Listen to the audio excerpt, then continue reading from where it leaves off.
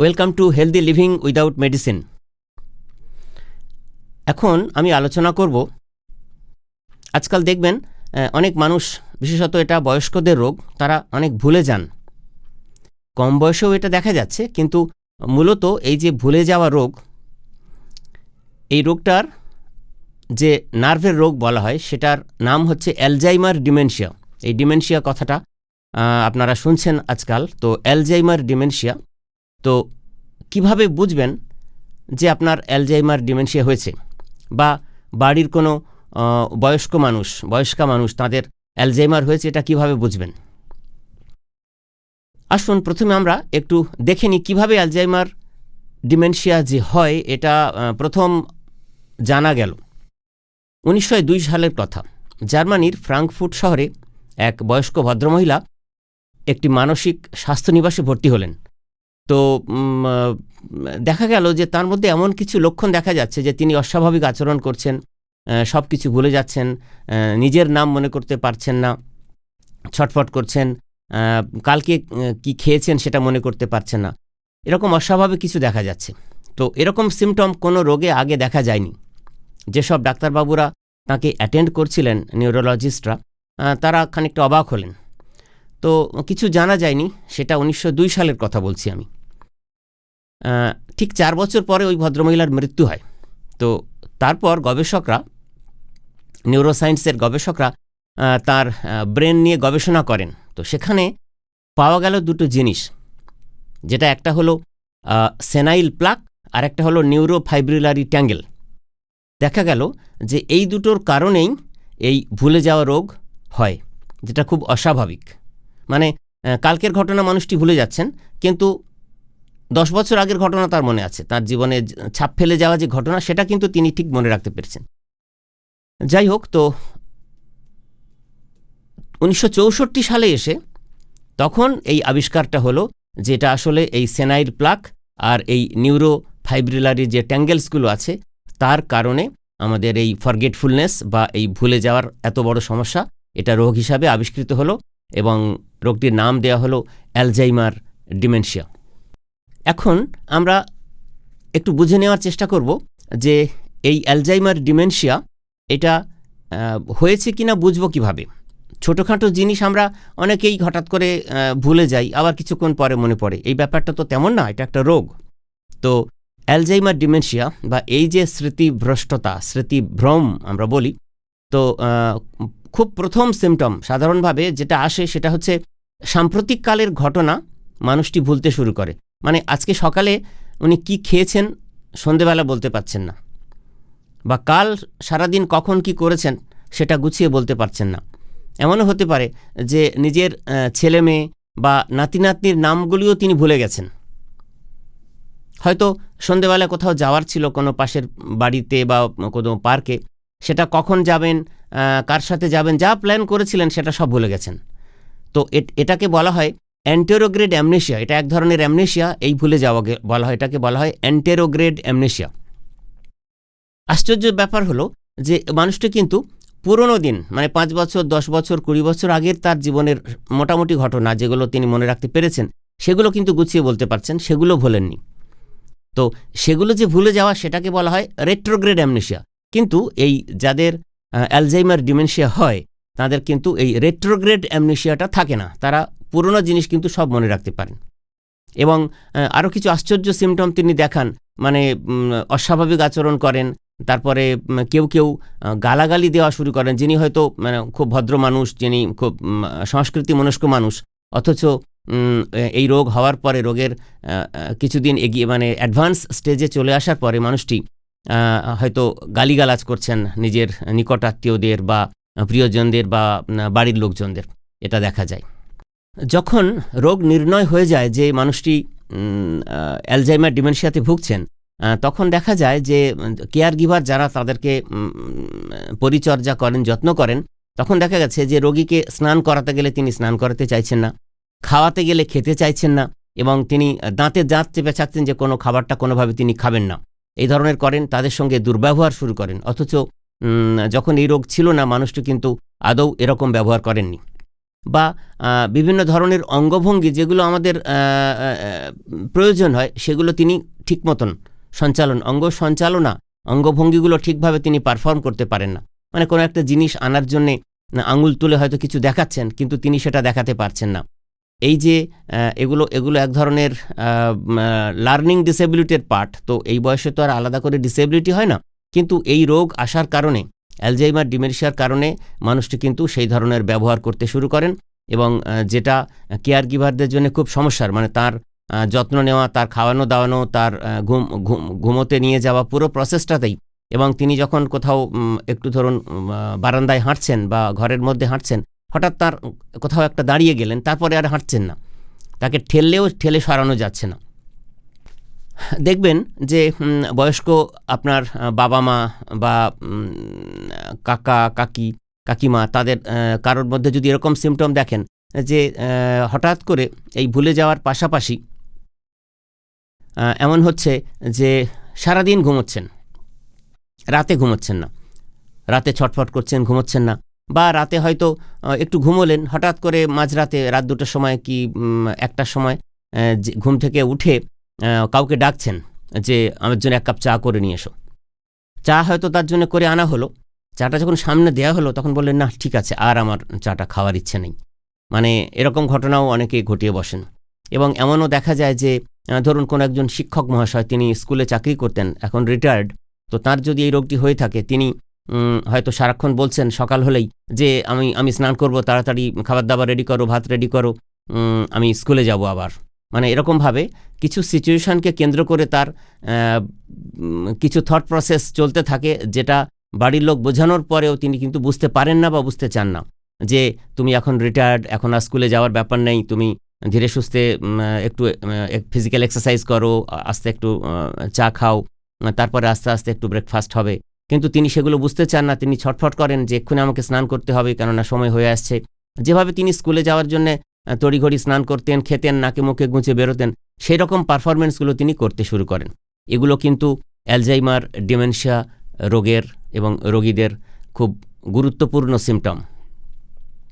আর আরও দেখা যায় যে যাদের অ্যালজাইমার ডিমেনশিয়া ধরা পড়ে, তারা কিন্তু অবসাদে আচ্ছন্ন হন, তারা অকারণে ছটফট করেন এবং অনেক অসংলগ্ন কথাবার্তা বলতে শুরু করেন, এমন অস্বাভাবিক কিছু আচরণ করেন যেগুলো তিনি কখনোই করতেন না। এগুলোও কিন্তু সাধারণ লক্ষণগুলোর মধ্যেও আমরা দেখতে পাই। এইসব রোগীরা দৈনন্দিন যে কাজকর্ম তার নিজের, যেগুলো তিনি নিজে করতে পারেন, সেগুলো ঠিকভাবে গুছিয়ে করতে পারেন না। মানে নিজের দাঁতটা ভালো করে মাজতে পারেন না, খাবার হয়তো এমনও হয় যে খাবার খেয়ে উঠে মুখ ধুইতেই ভুলে গেলেন, এরকমও ঘটনা অ্যালজাইমার ডিমেনশিয়া রোগীদের দেখা যায়। তো এইসব ধরনের লক্ষণ যদি এক বা একাধিক দেখা যায়, তাহলে সতর্ক হতে হবে এবং আমাদের সঙ্গে সঙ্গে পরামর্শ নিতে হবে বিশেষজ্ঞদের। এই ডিমেনশিয়া রোগীরা, যাদের অ্যালজাইমার ডিমেনশিয়া ধরা পড়ে, তারা ধরুন কারোর সাথে কথা বলছেন, তারা কথার মাঝে কথার খেই হারিয়ে ফেলেন, বা বাড়ির লোকজন কিছু একটা এই ঘর থেকে ও ঘরে গিয়ে একটু বসতে বললে তিনি সেটা শোনেন না।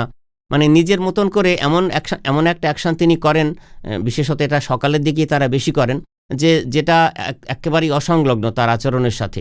আর হ্যাঁ, ভালো কথা যেটা হলো খুব মূল্যবান একটা লক্ষণ এই রোগীদের দেখা যায়, সেটা হচ্ছে ডিলুশন এবং হ্যালুসিনেশন দেখা দেয়। মানে এরকম হয়তো বলছে সন্ধেবেলায় যে ওই উঠোনের ওই কোণে একটি মেয়ে দাঁড়িয়ে আছে, বা সে আমাকে ডাকছে, এই ধরনের লক্ষণের কথাও কিন্তু বলেন। এই ধরনের ভিজুয়াল হ্যালুসিনেশন বা অডিটরি হ্যালুসিনেশন বা ডিলুশনারি ডিসঅর্ডার কিন্তু দেখা দেয়। এই হ্যালুসিনেশন ডিলুশন হচ্ছে কিছু অলিক কল্পনা, এই ধরনের অলিক কাল্পনিক কিছু জিনিস তারা দেখেন, এবং সেগুলো তাদের যারা কেয়ার গিভার, মানে ছেলে বা পুত্রবধূ যারা তাকে পরিচর্যা করেন, তাদেরকে এগুলো তারা বলতে থাকেন।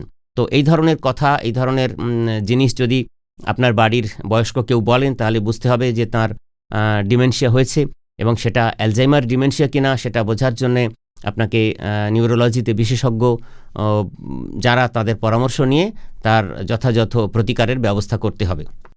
এই ধরনের রোগীদের কিন্তু আমরা অধিকাংশ ক্ষেত্রেই আমাদের ক্লিনিকে যখন নিয়ে আসেন, আমরা দেখতে পাই তাদের মধ্যে প্রচণ্ড উৎকণ্ঠা থাকে, অ্যাংজাইটি থাকে, বিরক্তিভাব থাকে এবং অসংলগ্ন কথাবার্তা তারা বিভিন্ন রকমভাবে বলতে শুরু করেন।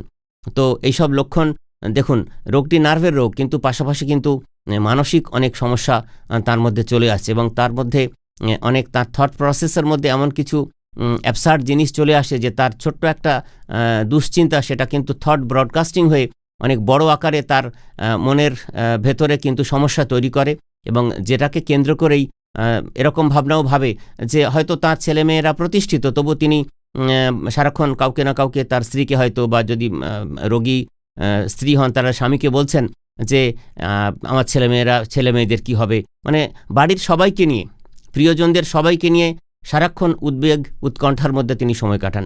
হয়তো অর্থনৈতিকভাবে সচ্ছল ফ্যামিলি, তবু তিনি বলছেন যে আমাদের আর টাকা পয়সা যদি সব শেষ হয়ে যায়, বা যদি কোনোভাবে আমাদের অর্থনৈতিক অবস্থা খুব খারাপ হয়ে যায়, কিভাবে সংসার চলবে, কিভাবে সবাই মিলে মেনটেন করব, এই ধরনের ভাবনায় তিনি ব্যাকুল হয়ে ওঠেন এবং সেটাকে সারাক্ষণই বলতে থাকেন, একই কথা বারবার রিপিট করতে থাকেন বাড়ির লোকজনদের সঙ্গে এবং যথারীতি তারা বিরক্ত হন। কিন্তু বুঝে নিতে হবে যে তাহলে সম্ভবত এই অ্যালজাইমার ডিমেনশিয়ায় আক্রান্ত হয়েছেন তার প্রিয়জন, এই বয়স্ক মানুষটি, তো তার যথাযথ ব্যবস্থা নিতে হবে।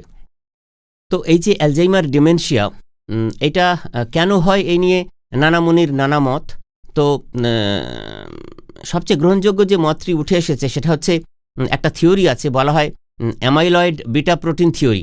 এটা আর কিছুই না, অ্যাকচুয়ালি আমাদের অ্যামাইলয়েড প্রিকাসর প্রোটিন ও অ্যামাইলয়েড প্রোটিন তৈরি করে এবং সেটা আলফা সিক্রেটেজ নামক একটা ক্যাটালিস্টের মাধ্যমে করে। কিন্তু যাদের এই অ্যালজাইমার ডিমেনশিয়া আস্তে আস্তে ডেভেলপ করে, তাদের ক্ষেত্রে কি হয় না, তাদের ওই আলফা সিক্রেটেজের জায়গায় গামা বা বিটা সিক্রেটেজ ভুলভাবে তৈরি হতে শুরু করে এবং তখন সেই প্রিকাসর প্রোটিন থেকে তৈরি হয়ে যায় অ্যামাইলয়েড বিটা প্রোটিন, যেটা আসলে নিউরোটক্সিক জিনিস এবং যেটা থেকেই ব্রেন সেল ডেথ হয় এবং ভাস্কুলার চেঞ্জেস হয়, যেটার কারণে কিন্তু আস্তে আস্তে স্মৃতিভ্রম দেখা দেয় এবং স্মৃতিভ্রংশতাও দেখা দেয়। এছাড়াও কেউ কেউ ডিএনএ মার্কার বা অটোজোমাল ক্রোমোজোমাল জিন ট্রান্সফরমেশন বা ক্রোমোজোম 21 এসবের গোলযোগের কারণে অ্যালজাইমার ডিমেনশিয়া হয়, এরকমও বলতে শোনা যায়। তো যাই হোক, আরও কতগুলো জিনিস যেটা আমাদের আলোচনার আজকের বিষয়, যে কিভাবে আমরা বুঝতে পারবো যে আমার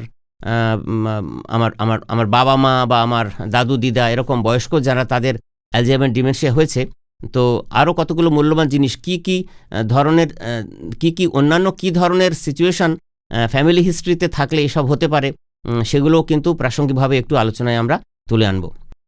আমরা যেহেতু এই অ্যালজাইমার ডিমেনশিয়া নিয়ে আলোচনা করছি, তো এবং যেহেতু এটা মূলত বয়স্কদের রোগ, তো বয়স্ক মানুষজনের যেটা হয়, তাদের যদি কোলেস্টেরলের সমস্যা থাকে এবং তাদের হোমোসিস্টিন, এই দুটি জিনিস, কোলেস্টেরল এবং হোমোসিস্টিনের লেভেল যদি খুব বেড়ে থাকে, তাদের যদি হাইপার থাইরয়েডিজম থাকে, তাদের যদি ডায়াবেটিস থাকে, তাদের কিন্তু প্রবণতা অনেক বেশি দেখা দেবে এই ধরনের ডিমেনশিয়া হওয়ার। আরও দেখা গেছে যে যাদের ডায়াবেটিস মেলাইটাস আছে বা যে ধরনের হার্টের কিছু ডিজিজ আছে, যেগুলো কার্ডিওভাস্কুলার ডিজিজ, সেগুলো থাকলে তাদের কিন্তু এই ভাস্কুলার ডিমেনশিয়া দেখা দেয় এবং বিশেষভাবে বলা হয় যে মানসিক অবসাদের কারণেও কিন্তু অ্যালজাইমার ডিমেনশিয়া দেখা দেয়। অনেকে ধূমপান করেন, মদ্যপান করেন, অতিরিক্ত মদ্যপানও কিন্তু অ্যালজাইমার ডিমেনশিয়ার কারণ হতে পারে। আর বংশগতিতে দেখা গেছে বাবা মায়ের বা ভাই বোনদেরও যদি অ্যালজাইমার ডিমেনশিয়া থাকে বা কোনো ধরনের ডিমেনশিয়া থাকে, ভাস্কুলার ডিমেনশিয়া, সেনাইল ডিমেনশিয়া, তাহলে সেক্ষেত্রেও বড়দের কিন্তু এই অ্যালজাইমার ডিমেনশিয়া হতে পারে।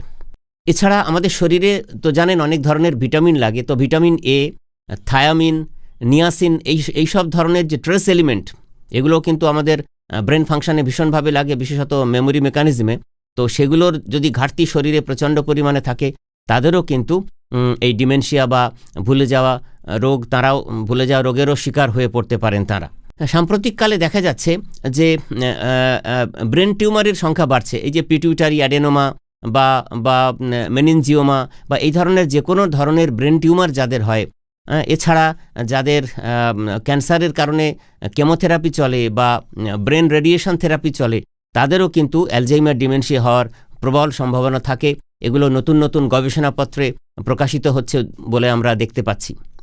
সবশেষে যেটা বলবো যে আমাদের কথায় কথায় দেখবেন আমাদের বয়স্ক মানুষদের কিন্তু খুব ঘুমের সমস্যা হয়।